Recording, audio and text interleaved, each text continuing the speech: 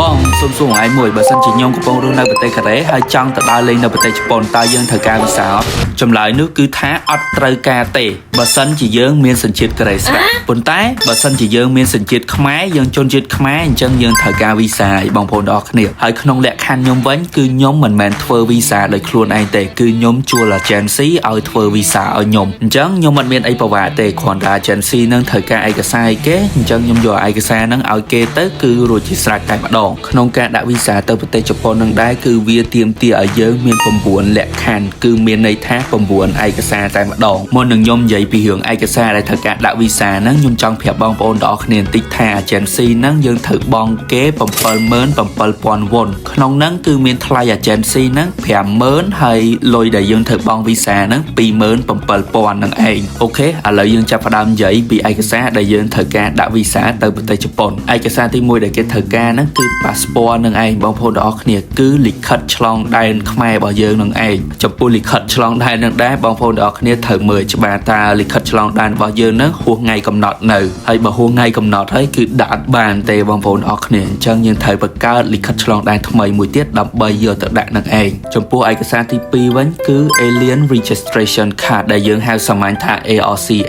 ហ្នឹងហើយបើជាភាសាកូរ៉េគឺ Waeguk In ទឹងរកជើងនឹងឯងយើងថតទាំងមុខទាំងក្រោយអីគេព្រោះថា ARC Waeguk In ទឹងរកជើងហ្នឹងយើងមានទាំងសងខាងមានទាំងមុខទាំងក្រោយហើយយើងមើលដែរអា Waeguk In ទឹងរកជើងហ្នឹងកុំឲ្យលើសថ្ងៃកំណត់ឲ្យសោះបងប្អូនទាំងគ្នាតែអញ្ចឹងចូលកូរ៉េវិញវាក់បន្តិចហើយចំណុចទី3ហ្នឹងគឺកន្លែងស្នាក់នៅនឹងបងប្អូនទាំងគ្នាយើងស្នាក់នៅណាយើងត្រូវមានឯកសារនៃកន្លែងស្នាក់នៅនឹងឲ្យបានត្រឹមត្រូវក្នុងករណីខ្ញុំទៅ5ថ្ងៃអញ្ចឹងខ្ញុំត្រូវមានឯកសារនៃកន្លែងស្នាក់នៅនឹង5ថ្ងៃយើងអាចខាត់មក4ថ្ងៃឬក៏2ថ្ងៃបានទេទៅមួយថ្ងៃត្រូវមានឯកសារនៃកន្លែងស្នាក់នៅនឹងប៉ុណ្ណឹងដែរចំណុចទី4ហ្នឹងគឺ flight ticket នឹងឯងគឺសវត្ថយន្តហោះនឹងឯងអត់សវត្ថយន្តហោះយើងទៅមិនបានអញ្ចឹងយើងត្រូវមានសវត្ថយន្តហោះពីកូរ៉េទៅជប៉ុនហើយពីជប៉ុនមកកូរ៉េវិញគេខ្លាចយើងអត់បានមកអញ្ចឹងទៅយើងត្រូវកក់ទាំងពីរហ្នឹងតែម្ដងចំពោះករណីខ្ញុំវិញគឺខ្ញុំកក់ពី Incheon នៅប្រទេសកូរ៉េហ្នឹងទៅ Tokyo នៅប្រទេសជប៉ុននឹងឯងហើយខ្ញុំដើរលេងថ្ងៃចុងក្រោយនៅ Osaka អញ្ចឹងខ្ញុំកក់ពី Osaka មក Incheon នៅប្រទេសកូរ៉េវិញចំណុចទី5វិញគឺ trip plan នៃប្រទេសជប៉ុននឹងឯងបងប្អូនទាំងគ្នានិយាយសួរស្ដាប់ទៅគឺឯកសារនៃផែនការរបស់យើងក្នុងការដើរលេងនៅប្រទេសជប៉ុនឯកសារហ្នឹងគឺវាអត់ស្មុគស្មាញអីទេបងប្អូនទាំងគ្នាគឺស្រួលធ្វើមែនតើយើងធ្វើក្នុង Word ក៏បានដែរយើងគ្រាន់តែបញ្ជាក់ថ្ងៃខែគេច្បាស់ថាយើងថ្ងៃហ្នឹងយើងទៅដើរលេងនៅណាហើយលេខទូរស័ព្ទយើងបន្ទាប់មកយើងស្នាក់នៅកន្លែងណាថ្ងៃហ្នឹងប៉ុន្តែពេលយើងទៅដល់ជប៉ុនអីអញ្ចឹងទៅយើងប្រចាំតាម plan ហ្នឹងក៏បានដែរបងប្អូនទាំងអស់គ្នាយើងទៅដើរលេងណាក៏បានដែរសេដ្ឋកិច្ចទេគ្រាន់ថាយើងត្រូវទៅសេឲ្យមានអញ្ចឹងទៅចំណុចទី6វិញគឺ bank statement របស់យើងគឺ certificate of deposit នៃ bank account របស់យើងនឹងឯងបើបកប្រហែលជាខ្មែរទៅគឺលុយនៅក្នុងកុងធនាគារនឹងឯងតើយើងមានលុយប្រមាណនៅក្នុងកុងធនាគារហ្នឹងបើខ្ញុំដឹងតាម agency វិញមានន័យថាបើយើងទៅដើរលេងនៅជប៉ុន3ថ្ងៃគឺយើងត្រូវមាន3លាននៅក្នុងកុងធនាគារមានន័យថា3លានវ៉ុននឹងឯងហើយក្នុងករណីខ្ញុំវិញខ្ញុំទៅដើរលេង5ថ្ងៃអញ្ចឹងខ្ញុំត្រូវមាន5លាននៅក្នុងកុងធនាគាររបស់ខ្ញុំ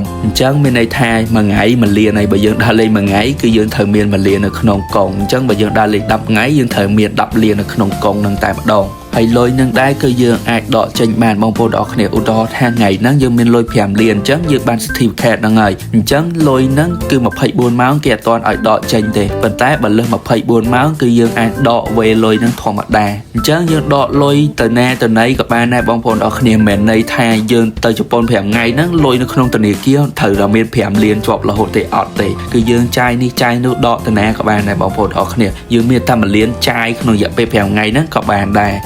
ព្រោះយើងបាន certificate ហ្នឹងយើងបានវីសាហើយអញ្ចឹងអត់មានណាមកឆែក bank account យើងទៀតទេបងប្អូនទាំងអស់គ្នាចំណុចទី7វិញគឺលិខិតបញ្ជាក់ការងារបងប្អូនទាំងអស់គ្នាឧទាហរណ៍ថាបងប្អូនទាំងអស់គ្នាធ្វើការនៅក្រុមហ៊ុនណាមួយអញ្ចឹងគឺគេមានលិខិតបញ្ជាក់ឲ្យបងប្អូនទាំងអស់គ្នាថាបងប្អូនទាំងអស់គ្នាប្រកាសជាបានធ្វើការនៅក្រុមហ៊ុននឹងមែនហើយចំពោះក្នុងលក្ខខណ្ឌខ្ញុំវិញខ្ញុំជានិស្សិតអញ្ចឹងលិខិតបញ្ជាក់ការងាររបស់ខ្ញុំមានន័យថាបញ្ជាក់ថាខ្ញុំជាសិស្សនៅសាលាណារៀនឆ្នាំណាអីអញ្ចឹងទៅចំណុចទី8ហ្នឹងគឺរូបថតរបស់យើងបងប្អូនទាំងអស់គ្នា និយាយទៅពេលយើងទៅថតរូបហ្នឹងជាងនៅកូរ៉េហ្នឹងគេប្រកាសជាសួរចង់បានរូបថតរបៀបម៉េចអញ្ចឹងយើងគ្រាន់ប្រាប់គេថារូបថតខ្ញុំចង់បានហ្នឹងគឺដាក់វីសាទៅប្រទេសជប៉ុនអញ្ចឹងទៅគេសេរីឲ្យយើងមកស្អាតឲ្យបងប្អូនទាំងគ្នាចំណុចចុងក្រោយគឺជាចំណុចទី9នឹងឯងគឺគេត្រូវការហត្ថលេខាសញ្ញារបស់យើងនឹងឯងបងប្អូនទាំងអស់គ្នាព្រោះខ្ញុំដាក់តាម agency អញ្ចឹងឯកសារខ្លះខ្ញុំមិនអាចបានទៅសញ្ញាខ្លួនឯងផ្ទាល់តែម្ដងទេអញ្ចឹងគេយកហត្ថលេខារបស់យើងណាទៅបិទភ្ជាប់ទៅលើកន្លែងដែលគេត្រូវការមកពេញនឹងឯងបន្ទាប់ពីយើងបានឯកសារទាំង9ហ្នឹងមកគឺយើងត្រូវថត scan ឲ្យគេទាំងអស់បងប្អូនទាំងអស់គ្នា